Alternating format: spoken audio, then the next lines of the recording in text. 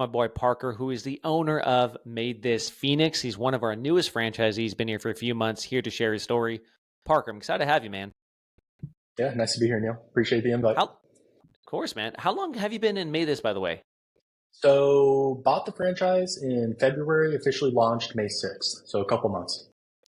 It feels like you've been here longer. I don't know if it's just because I'm interacting with you a lot in Slack. I'm like, wow, it's only been like 3 months. That's kind of crazy. Yeah, no, for sure. Definitely Yeah. feels a little bit longer. I think first contact with you was like December of last year. So, maybe that Okay. might be part of it a little bit. Yeah, maybe that's it. Maybe that's it. Parker, for everyone, would you mind telling everyone what you were doing before you joined MaidThis? Yeah, so before Made This, I spent a couple years working as a firefighter down in like San Diego County area. Was there for with that department about 2 years, and then working Hmm. for Forest Service before that. Gotcha. And were you like, all right, well, firefighting to cleaning, that's a normal pivot. Let me go and do that. Or like, what inspired the move to entrepreneurship? Not at all. But so like growing up, I always kind of wanted to get into it. It was always something that kind of piqued my interest. Mm, Eventually, just firefighting didn't really feel like the quite the right fit for me. yeah. I was looking actually for a franchise for about a year and a half before I found y'all. So I Oh, like wow. went through like the exploration process with probably like six. Obviously Okay. narrowed it down a lot, down to six. But my issue was I just couldn't find anything that was really the right fit for me, and then ended up getting a little break from firefighting. I actually stumbled you on a podcast, and then everything you were talking about is like all the issues I was like having with the other franchises I was looking at. I was like, wait, this seems kind of like the perfect fit for me. So then Cool. obviously started going through exploration with you guys, and then started in May. Yeah. Dude, can you tell me more about that? So you said you explored six or seven, they weren't a fit. What was wrong with Mhm. them? Or what were you looking for that they didn't have? Yeah, so my situation's a little different where I'm currently on Phoenix because my partner's out here in Phoenix. There's a set time to that too where we're only going to be here another 2.5 years for sure. Mm, So part of it is I was really looking for something that was scalable within my price range for franchises that I was shopping around for. And the difficulty with that is a lot of the franchises I spoke to were owner operator based, mm, right? So they didn't have the systems in place for you to really hire out the work. Like they had the setup for like, hey, this is how you run this company. But then when it came to figuring out how to hire like a manager or hire out the work, there was really no set path or direction. They were just like, you'll be able to figure it out. So that was a mm. big piece of it is I really didn't want to like I didn't want to go into a role where it's like I'm the owner, but now it's also just a job. And I Yeah. wanted something Yeah, where yeah. I could mold around my life instead of my life being molded around that job. Yeah. And Parker, talk to me about like why entrepreneurship to begin with. For you, was it more of like time, location, time freedom, financial freedom? Was it just like, I know a lot of your siblings, I think you told me they're all doctors. So like no one's really in the Yeah, entrepreneurial space. So what made you say, hey, I want to get into this? yeah.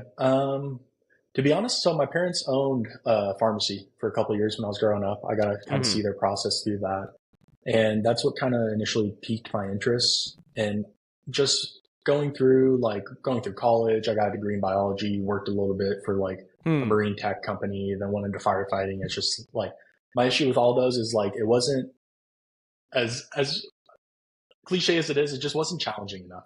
So I was looking for Okay. something more where it's like if I can work like hard and do the most, I'm going to get rewarded more for that. Yep. When it's like all these other jobs, it's like I can work hard, I get accolades, it's noticed, but it doesn't directly affect the outcome of my life in the end.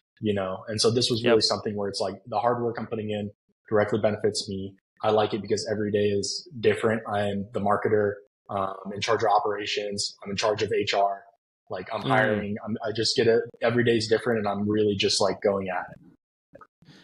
It's before getting into made this or just like any entrepreneurs in general. I'm curious, what were your biggest fears or worries? So I'm a big numbers guy. I track KPIs a lot, and so I do that with my life, even just like balancing my budget. My biggest worry was turning a profit, obviously, like getting to Mm, that point. Like biggest fear is just that unknown. Like I was lucky enough to get an SBA loan to buy the franchise. So my yep. biggest worry around that was like, cool, spending the money on the initial franchise fee. I need to make that money back up, which Yep. it's obviously like there's a fear there of just like, am I going to be able to reach that level of success? So that was my biggest fear going into it. And now I have different fears. I'm actually being in it, which is like hiring the right people. I'm no Yeah. longer really worried about that initial, like, am I going to be able to make money doing this? Am I able going to recuperate the costs? Why are you no longer afraid of that? Because I mean, I've been open since May 6th. And right now, if I stop all marketing expenditures, not even all, I can still keep some marketing expenditures. I'm already past break even. So a couple months in, I'm at the point now where it's like, that's really not an issue anymore. Yeah. And also I see like I'm in such a big market in Phoenix, I'm going to be able to find work. Yep. And then also like going operationally day to day, my biggest worry isn't necessarily like, am I going to be able to pay the loan every month? It's, am I going to be able to hire the right cleaners for the amount of jobs requests that we're doing? Am I going to be able to satisfy customers? Yeah. That's for sure the hardest part now. Which is a much better problem, right? I feel like there's always levels of problems, especially like, when you're 9 to 5, your problem is, I hate my boss. I want to get out of here. You start a business, your initial worry is, oh my God, like, is this going to turn a profit? And then you kind of like either elevate problems or they're just different problems at every stage you're at. And it's interesting right now, you've already elevated to the point of my problem is just getting enough cleaners because I know I'll be able to get business. I just got to find the right labor, right? That's kind of the ongoing problem. So it's Yeah. very interesting how that morphs. And by the way, dude, huge congrats for you on already being break even in like 3 months. That's incredible. Yeah. I'm Can pretty we stoked can we about it, talk? obviously. Yeah, of course, man. Can we talk more about that? Like, how did you do that, Parker? You're working on this full time, right? So you don't Mm-hmm. you have a remote team member, you already onboarded, but can you tell me how you were able to get to break even as quick as you did? Mm-hmm. So really, it's funny. I think like part of it is the initial marketing that I set. It's like almost a set and forget it, right? I have it running in the background that's like bringing in Hmm. a certain number of leads, right? And Yep. so really the point where where I was like, hey, you know what? Like we might kind of be at the break even point is like we had one really good week of sales, right? Like these Hmm. marketings that we have in background usually expect like a base level number of closed sales. And then that week we like quadrupled it. And the thing that's rad about it is like this business model is based on recurring revenue, right? Like we Hmm. book a customer for a recurring job. It's not just a one and done and then I have to go scramble to go find more business. It's, hey, I really like, we did a good job on this first Phoenix customer. They'd love to have us back. So we're back there weekly, bi-weekly, Yep. monthly. And it's just like after that week, we got to a level where we just have a base of like right now I think if I turn off all marketing and we no longer close any more sales, I think every month right now I have about 48 bookings a month, which is like, Wow. yeah, which is rad. Yeah. I mean, it's all like recurring revenue and really Yeah. it's just a matter of getting those leads in with what the marketing expenditures we were spending, but really just trying to do the best job you can to just make those customers happy. Like give them a Yep. free extra. Make sure that like you call them, you're personable, you know their name, you know exactly what their house needs. You call them and you're like, hey, how'd that cleaning go? Were they able to do this and that you were looking for? Really understanding what their pain point is and why they're hiring you, and then just being able to follow up and satisfy them. Have that Hmm. relationship with the customer, and then that's like so far that's what's worked the best for us. Yeah. It's really interesting you say that because I feel like at least at the stage my business is at, part of it you lose that personal touch, right? There's too many customers to take care of where you kind of lose it. And I'm starting to realize that now where, we have like 300 plus recurring customers. You can't give them all that personal attention.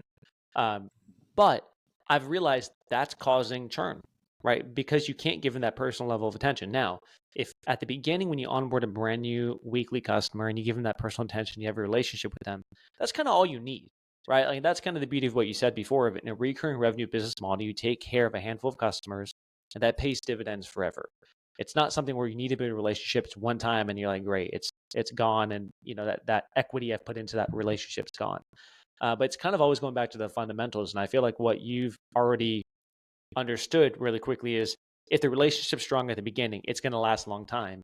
And you don't need that many customers to actually have really good recurring revenue coming in. So just focus on the relationship. And I think that's the key. That's honestly what I'm trying to get back to, even with my current businesses.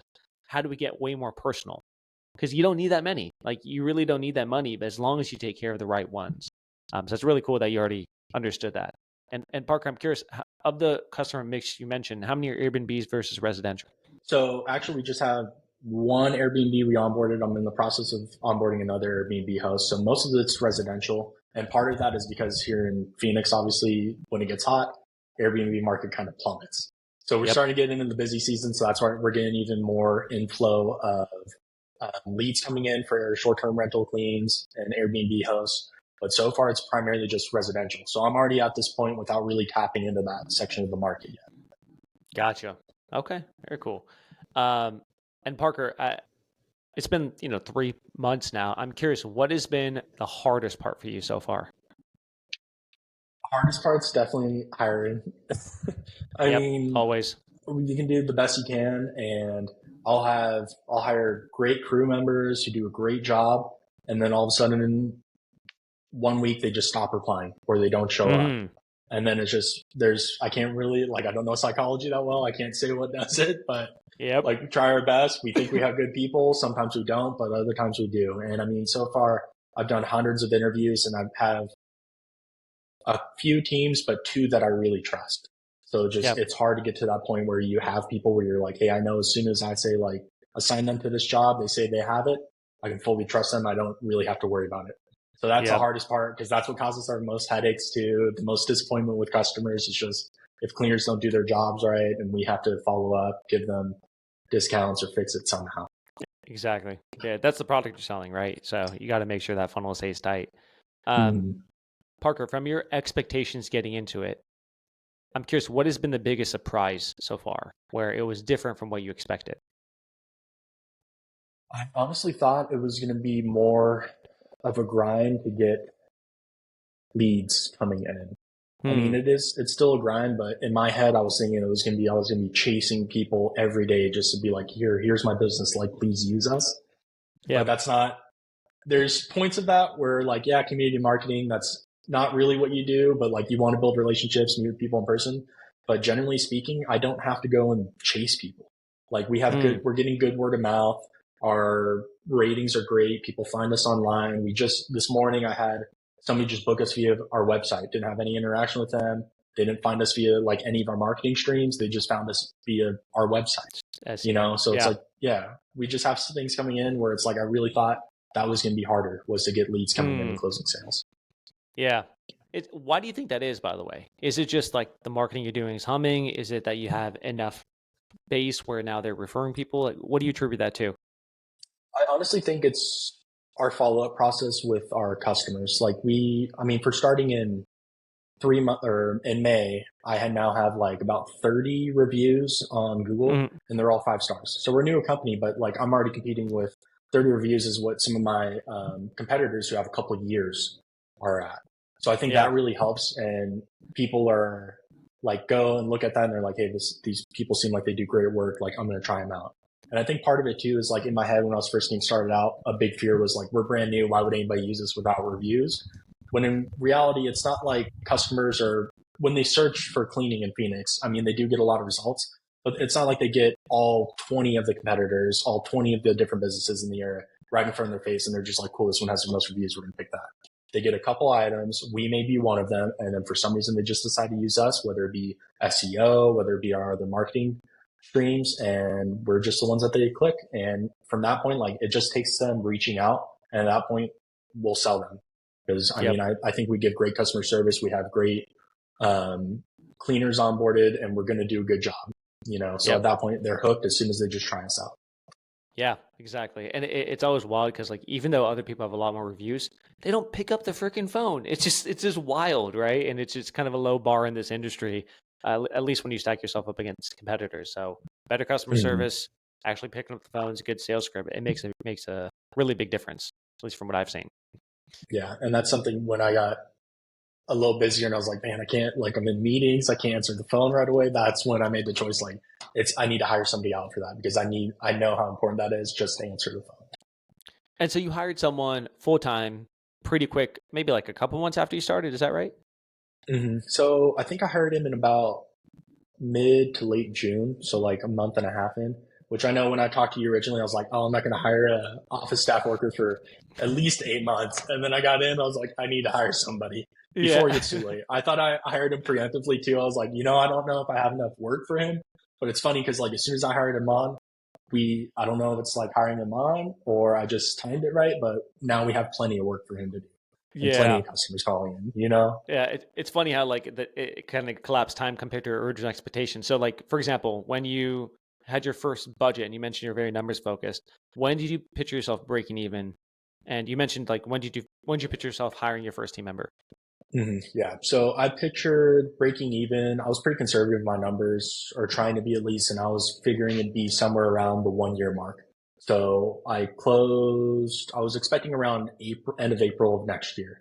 So Okay. that's everything I budgeted for with like my expenses, with the business's expenses. I set it all out to around April of next year and then Yeah. reevaluate then. And then I expected my first hire, honestly, to be probably around December. I mean, part of that is we already grew to the point where the business now is where I thought I'd be in like January of next year. So I Got have it. somebody now Very because the cool. business is there already, you know? Yep. And Parker, do you think you would have grown as fast if you were not doing this full time and you still had a day job? For sure, no, I don't think. Okay. It Interesting. takes, Why is that? I think right now I have a lot more bandwidth for it where it's like, I may not necessarily be answering the phones every day right now, but I'm always working on Hmm. like, hey, how can I dial this in further? How can I change this marketing stream? How can I change our hiring process to where it's more streamlined or we get better results out of candidates? I'm doing a lot of really trying to work on the systems of the business and trying Yeah. to get it set up now to where if my team member has any questions, I have it all written out already and he can like refer to that or reach out to me. And I just have a lot more time to focus on the way that we operate. Yeah. Gotcha. Yeah, you can kind of get into more of the nitty gritty, and a lot of those things make a massive difference, and they just compound over time. So Mm-hmm. interesting. And Parker, I think everyone, at least all of our franchisees, when they get in, they kind of value a different part of the support system, right? Some people need more of something, some people need more of another thing. What's been helpful, the most helpful for you so far in the MaidThis system? Mm-hmm. So most helpful for sure is just having that ability to, I can talk to 20 different people who own basically the same business I do, just in a different location and find out what's working for them. A lot of what I was Mm, discussing with like, oh, I want to dial out that system, dial out this. It's like I'm bouncing ideas off of other individuals who are, they've been doing it now for 6 months or they tried that a month ago and it didn't work. Or so I have a lot more of a sounding board when it comes to ideas and like metrics and our operations to really kind of dial it in. cool. That's awesome to hear, dude. And Parker, for you, what's the goal, man? I know you mentioned, you're going to be in Phoenix 2.5 years. Yeah, what's the goal with Made This and growth in your business? Yeah. I mean, for this, I definitely like once we hit that 7 figure mark, that's obviously the main goal. And I hope to hit that Yeah, within 5 years for gross. But really, I just want something where my goal was by the time I leave Phoenix, I have no idea where we're going next because of my partner's job. yep, But wherever we go next, I'd love to be able to like, if I can work 20 hours a week and still be able to support myself, support my family, that's really what the main goal is and why I really want to get into this. dude. I love that. Time, location, financial freedom. Why not have them all? Mhm. Exactly. Very cool, man. And last question for you, Parker. If anyone's kind of on the fence with Made This, thinking about it, concerned about getting into entrepreneurship, what would your feedback be to that person? Just reach out and talk. I mean, it was easy when I was looking at it, easy to get a hold of you, easy to get a hold of the team. You all were very willing to answer any questions I had. Like, just find out, just start asking. And then like getting into it. I thought it was going to be a little different than what it even is. You know, like you Mm, don't know until you finally try. And yeah, it's not, I mean, for me now, it's going to be life changing, but like if you get into it and you decide like, hey, maybe this isn't for me, it's okay. Like you would have never found out otherwise. You know, you yeah. just have to try. Love that, man. Parker, thanks so much for hopping on, dude. And Parker, if people listening want to get a hold of you, ask you questions, just follow you. Where can they find you? I mean, you can find me anywhere on social media. MaidThis Phoenix would be best. Perfect. All right, Parker, thanks so much, dude. Thanks, Neil.